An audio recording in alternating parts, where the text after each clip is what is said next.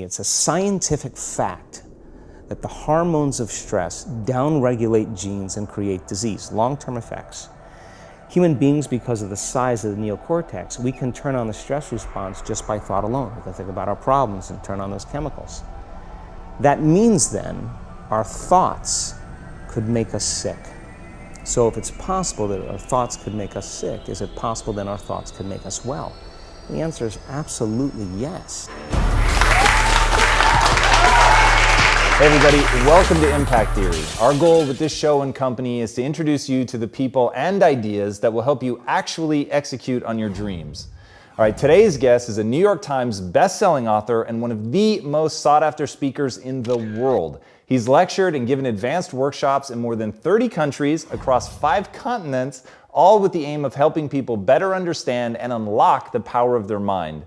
His expertise is the intersection of the fields of neuroscience, epigenetics, and quantum physics, and he's partnered with other scientists across multiple disciplines to perform extensive research on the effects of meditation, using advanced technologies such as epigenetic testing, brain mapping with EEGs, and gas discharge visualization technology. Through his work, he is endeavoring to help advance both the scientific community and the public at large's understanding of mind-derived health optimization, a topic he covered extensively in his groundbreaking book, You Are the Placebo. His teaching has had such a profound impact on the way that people perceive a wide range of brain-related topics around mindfulness and well-being that he's a faculty member at the Quantum University in Hawaii, the Omega Institute for Holistic Studies in New York, and the Kripalu Center for Yoga and Health in Stockbridge, Massachusetts. He's also an invited chair of the research committee at Life University in Atlanta, as well as a corporate consultant where he delivers his lectures and workshops for businesses. So please, help me in welcoming the man who has appeared in such films as Heal, People versus the State of Illusion, and Unleashing Creativity, the author of the recent book, Becoming Supernatural, Dr. Joe Dispenza.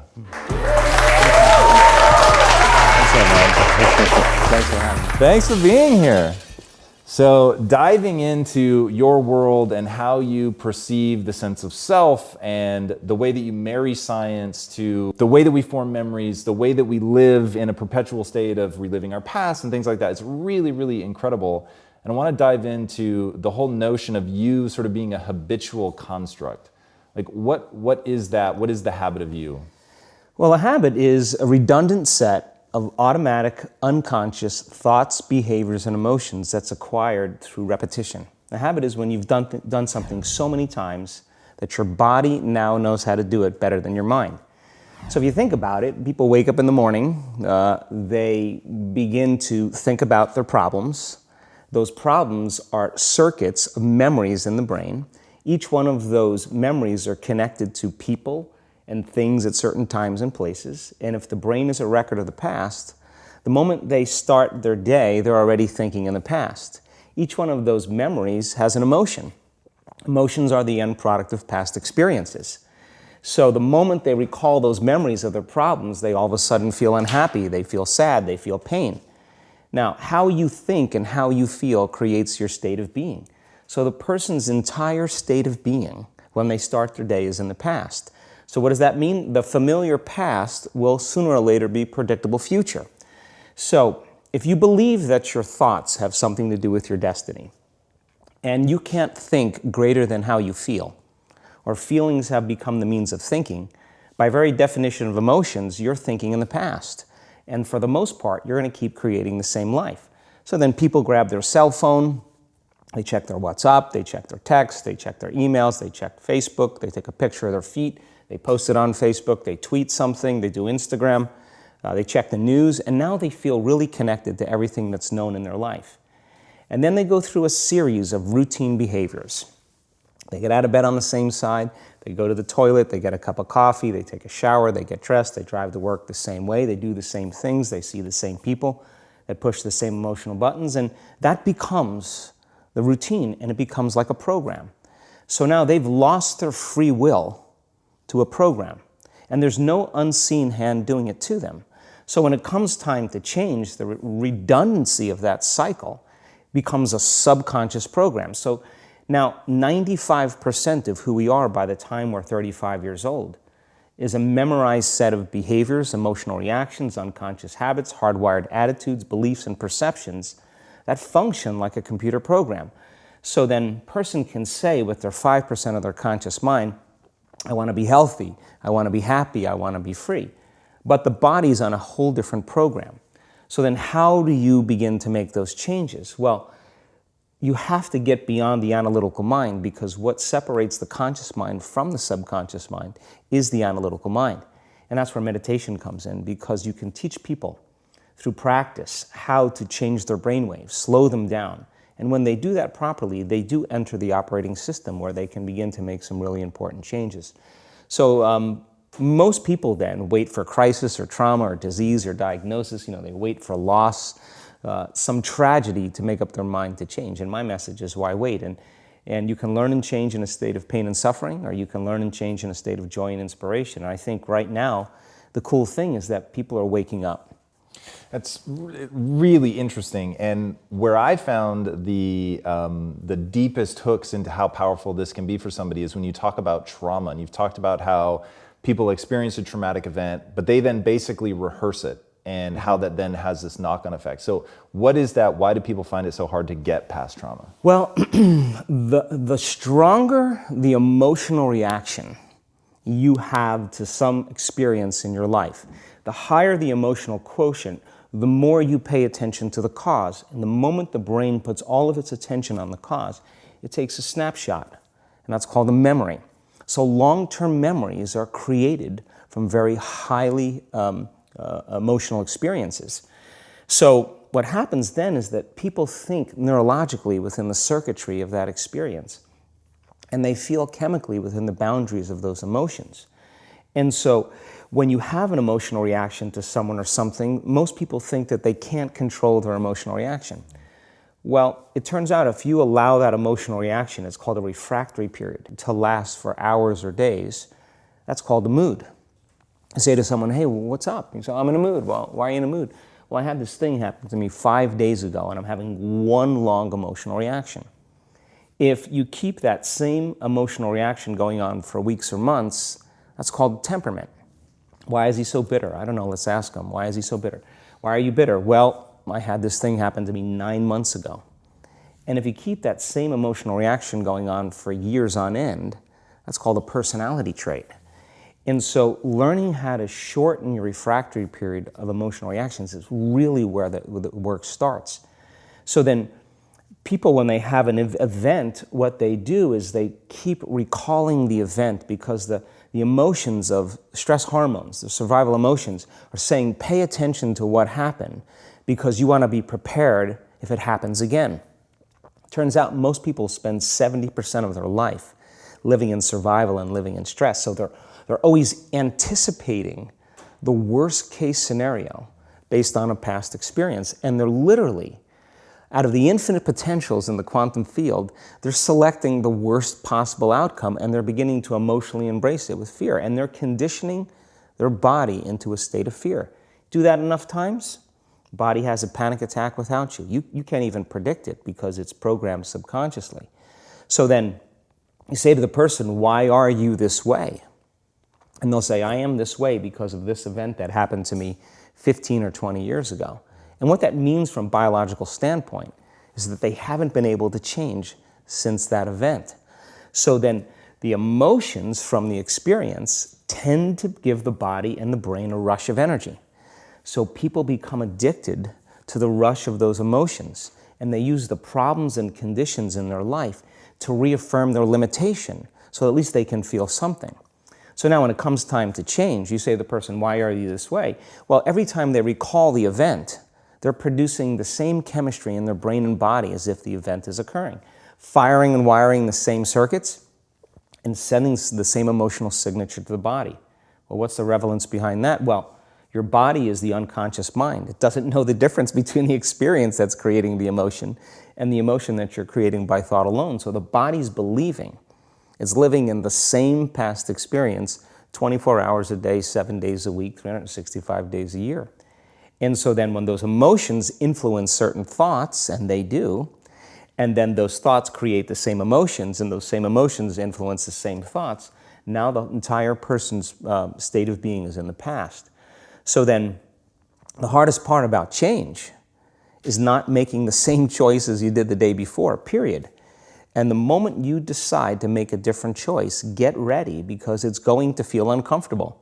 It's going to feel unfamiliar. There's going to be some uncertainty. Why does it feel so uncomfortable? Is it because of the neurons that fire together, wire together, so there's like an easiness to that loop, just because literally, and you've talked very eloquently about this, the way that the neurons connect in the brain, how rapidly, I've seen you show footage of how rapidly those connections happen, which is pretty incredible.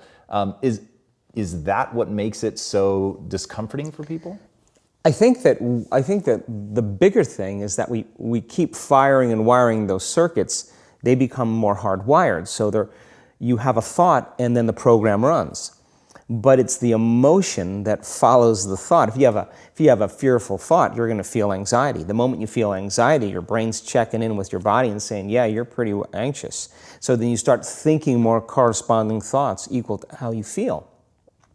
Well, the redundancy of that cycle conditions the body to become the mind. So now, when it comes time to change, a person steps into that river of change and they make a different choice, and all of a sudden, they don't feel the same way. So the body says, well, you've been doing this for 35 years. You're going to just stop suffering and stop feeling guilty and stop feeling shameful, and you're not going to complain or blame or make excuses or feel sorry for yourself. Well, the body's in the unknown. So the body says, I want to return back to familiar territory. So the body starts influencing the mind, and it says, start tomorrow. You're too much like your mother. You'll never change. This isn't going to work for you. This doesn't feel right. And so if you respond to that thought as if it's true, that same thought will lead to the same choice, which will lead to the same behavior, which will create the same experience, which will produce the same emotion. I want to talk about that notion of, give me a little more detail on what you mean by the body becomes the mind, or the unconscious mind. What do you mean by that exactly? Well, those are two different things. Your body is your unconscious mind. In a sense, if you're sitting down and you start thinking about some future worst-case scenario that you're conjuring up in your mind, and you begin to feel the emotion of that event, your body doesn't know the difference between the event that's taking place in your world, outer world, and what you're creating by emotion or thought alone. So most people then, they're constantly reaffirming their emotional states. So when it comes time to give up that emotion, they can say, I really want to do it, but really the body is stronger than the mind because it's been conditioned that way. So the servant now has become the master. And the person, all of a sudden, once they step into that unknown, they'd rather feel guilt and suffering because at least they can predict it. Being in the unknown is a scary place for most people because the unknown is uncertain. People say to me, well, I can't predict my future. I'm in the unknown, and I always say the best way to predict your future is to create it. Not from the known, but from the unknown. What thoughts do you want to fire and wire in your brain? What behaviors do you want to demonstrate in one day? The act of rehearsing them mentally, closing your eyes, and rehearsing the action. Rehearsing the reaction of what you want, or action of what you want. By closing your eyes and mentally rehearsing some action.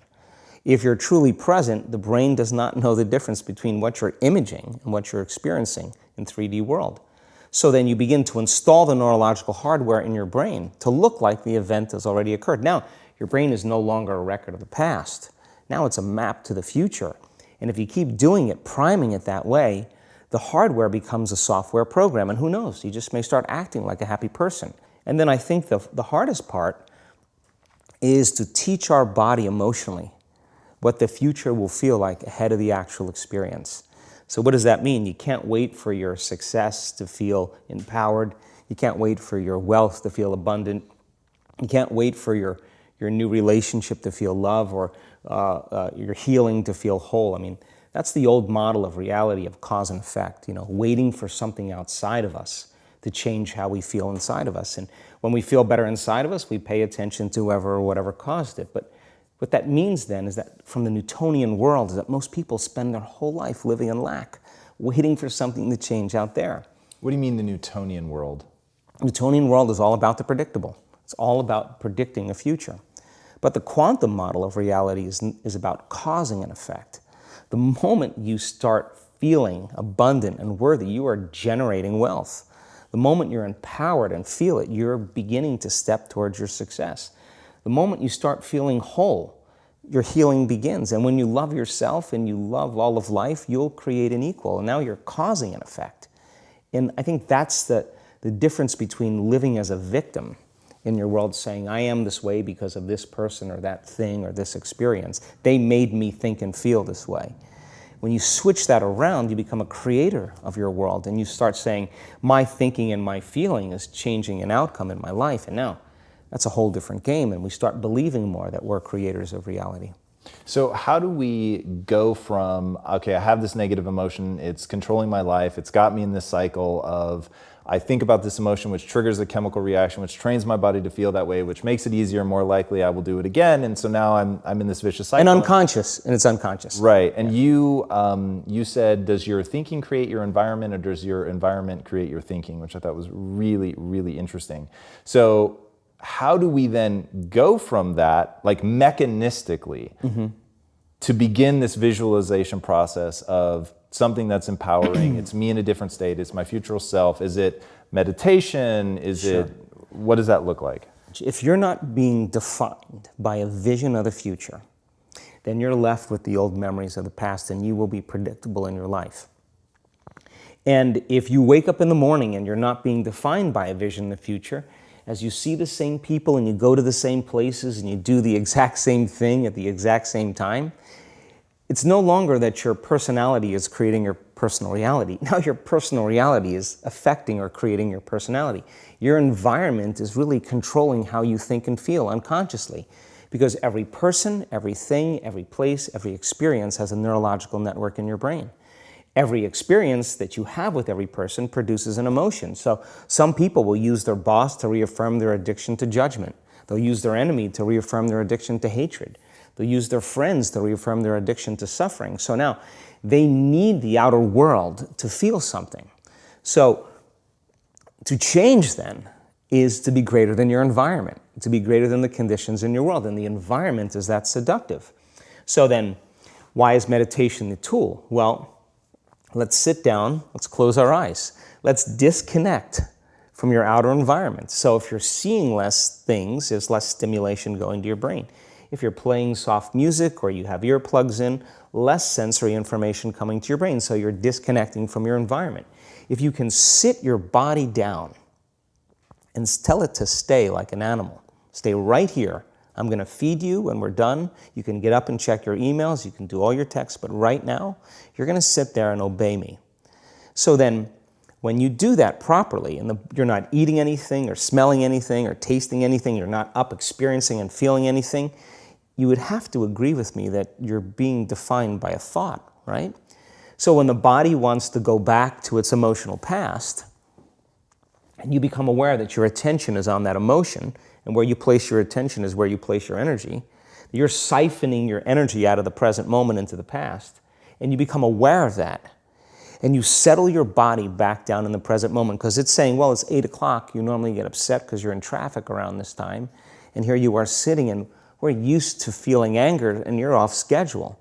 Oh, it's 11 o'clock, and you usually check your emails and judge everybody. Well, the body's looking for that predictable chemical state.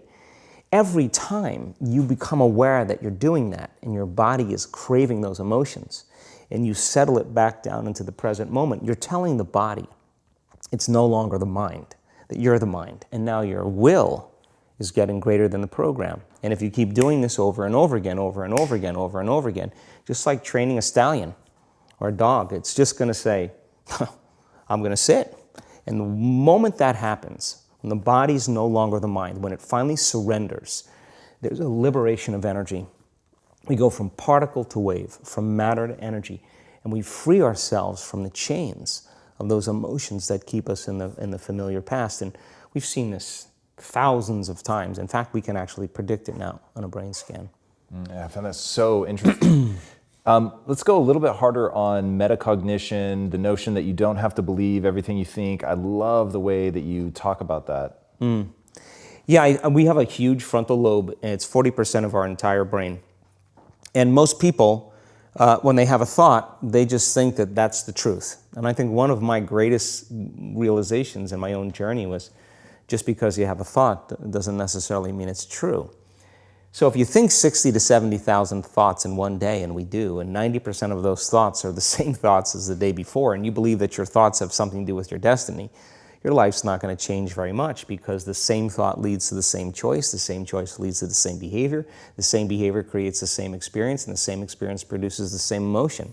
And so then the act of becoming conscious of this process to begin to become more aware of how you think, how you act, and how you feel, it's called metacognition. And so then why is that important? Because the more conscious you become of those unconscious states of mind and body, the less likely you're going to go unconscious during the day. And that thought is not going to slip by your awareness unchecked, because it means to know thyself. The word meditation means to become familiar with. So as you become familiar with the thoughts, the behaviors, and the emotions of the old self, you're retiring that old self. As you fire and wire new thoughts and condition the body into a new emotional state, if you do that enough times, it'll begin to become familiar to you. So it's so important, just like a garden. If you're planting a garden, you got to get rid of the weeds. You got to take the plants from the past year and you got to pull them out. The rocks that sift to the top that are like our emotional blocks, they have to be removed. The soil has to be tenderized and broken down. We have to make room to plant a new garden. So primarily, we learn the most about ourselves and others when we're uncomfortable. Because the moment you move into that uncomfortable state, normally a program jumps in.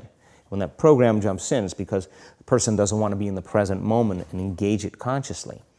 So when you teach people how to do that with a meditative process, it turns out that when they're in their life, they're less likely to emotionally react.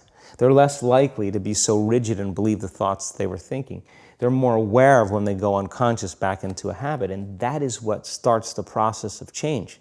And so we have to unlearn before we relearn. We have to break the habit of the old self before we reinvent a new self. We have to prune synaptic connections and sprout new connections. We have to unfire and unwire and refire and rewire. We have to unmemorize emotions that are stored in the body, and then recondition the body to a new mind and to a new emotion, like deprogram and reprogram. That's the act, and it's a two-step process. Yeah, I like the way that you call that out as an action. There was another thing that you said that I thought was really powerful about how insights themselves are essentially inert. They don't do anything. What then do we do with an insight? How do we take a breakthrough moment and make sure that it's not just a breakthrough moment? Like, I guarantee people watching right now are having like 100 aha moments. For sure, that was definitely the case for me as I was researching you. And when you said that, I was like, and that's the danger, that you have the aha and then nothing. Yeah, and it is a danger, because then people will shrink back into mediocrity, and they'll use the insight to excuse them from taking a leap. They'll say, yeah, I have a chemical imbalance in my brain. Yeah, my father was really overbearing. He was a perfectionist. That's why I am the way I am. People, they come up with stuff to excuse themselves. The insight is actually giving them permission to stay limited. And it's an amazing idea, because they'll say to you that they really want to get over their anxiety. But let's take your ex-husband, let's put him in a straitjacket, let's duct tape him and shoot him to the moon. Now what? I mean, what are you going to do now? You still have to make those changes. And so then when the person's enemy dies, or something shifts in their life, and that person's gone, they'll find another person to hate. This is just how we function as human beings. We just slide another reason to feel those emotions. So I think when people start to understand this, I think knowledge is power, but knowledge about yourself is self-empowerment. So how much of this is really learning to just bifurcate the world into, there's negative emotions that have negative neurochemistry associated with, and you said that in those states, if you're living in a perpetual state of stress hormones and things like that, illness is like a step away. And then just the other side of that is understanding, but there's this whole other side of positive energy, which happiness, joy, empowerment, whatever that neurochemical cocktail is, but that when you're on that side, your immune system is more likely to function well. Like, is that just sort of bringing it down to like a really base level, is yeah. that sort of one of the big choices? Well, let's talk about it in terms of survival or creation. As I said, 70% of the time, people live in stress, and living in stress is living in survival. Now, all organisms in nature can tolerate short-term stress. You know, a deer gets chased by a pack of coyotes. When it outruns the coyotes, it goes back to grazing and the event is over. And the definition of stress is when your brain and body are knocked out of balance, out of homeostasis. The stress response is what the body innately does to return itself back to order. So you're driving down the road, someone cuts you off, you jam on the brakes, you may give them the finger, and then you settle back down and the event is over and boom, now everything's back to normal. But what if it's not a predator that's waiting for you outside the cave, but what if it's your coworker sitting right next to you? And all day long, you're turning on those chemicals because they're pushing all your emotional buttons. When you turn on the stress response and you can't turn it off, now you're headed for disease because no organism in nature can live in emergency mode for that extended period of time. It's a scientific fact that the hormones of stress downregulate genes and create disease, long-term effects. Human beings, because of the size of the neocortex, we can turn on the stress response just by thought alone. We can think about our problems and turn on those chemicals.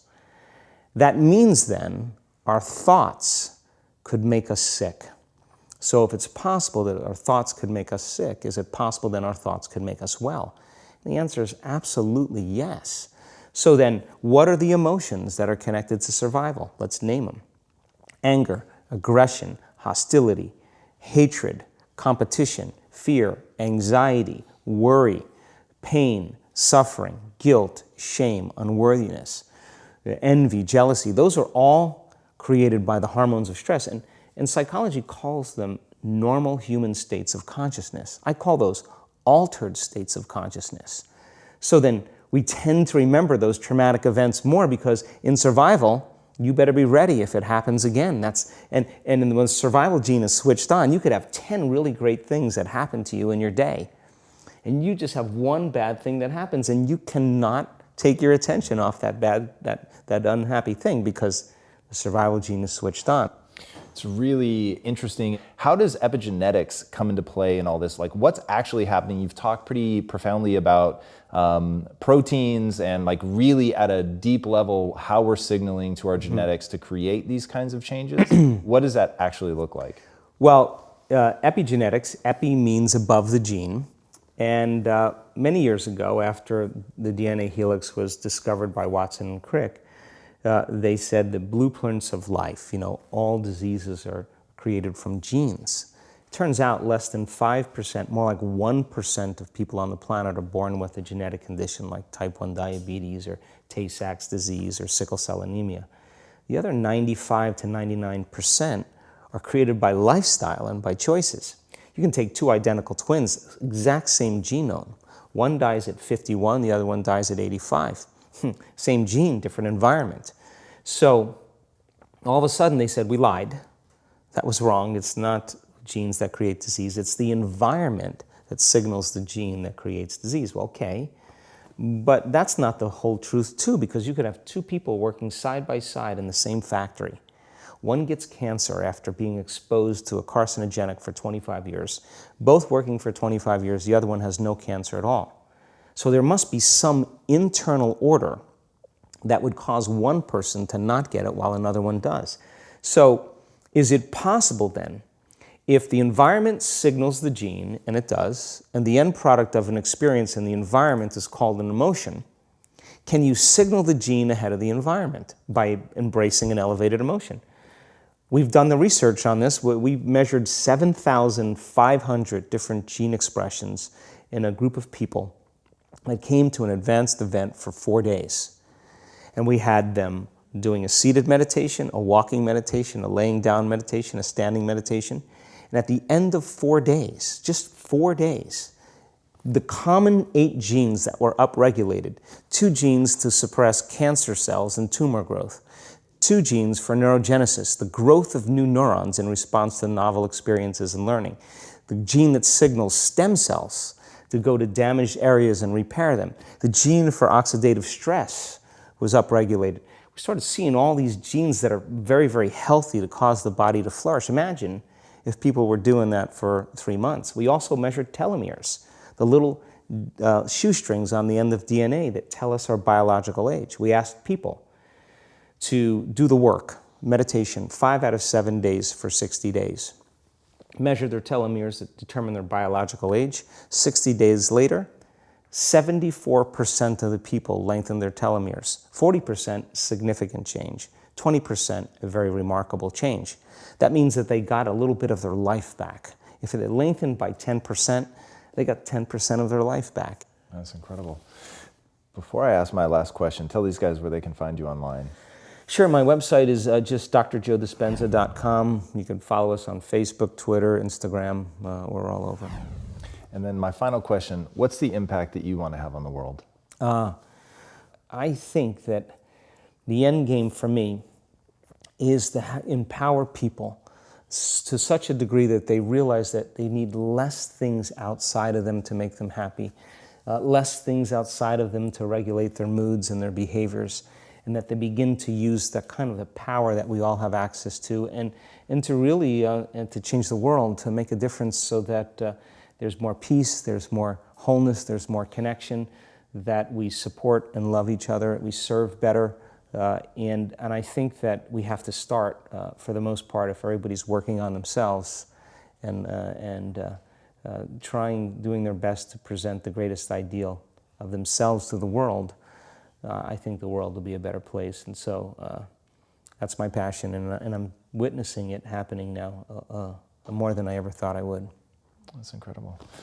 Joe, thank you so much for being here. It was amazing having you.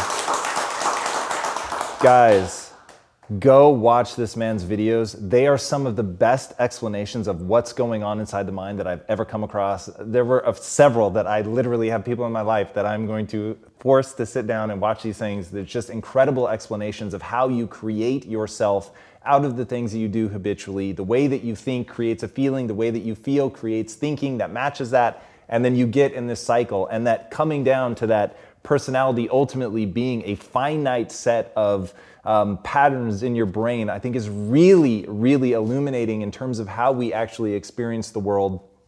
And I think when people understand that it's within your control, that you don't have to believe every thought that you think, that you can step outside of that you can leverage metacognition to think about your thinking and deconstruct it and decide what you want to think about and start focusing on that, and create an entirely different version of yourself that has new, elevated feelings, that's over on the side of the positivity, empowering yourself. I think it's really incredible, and he gets deep into the mechanistic stuff, which I love.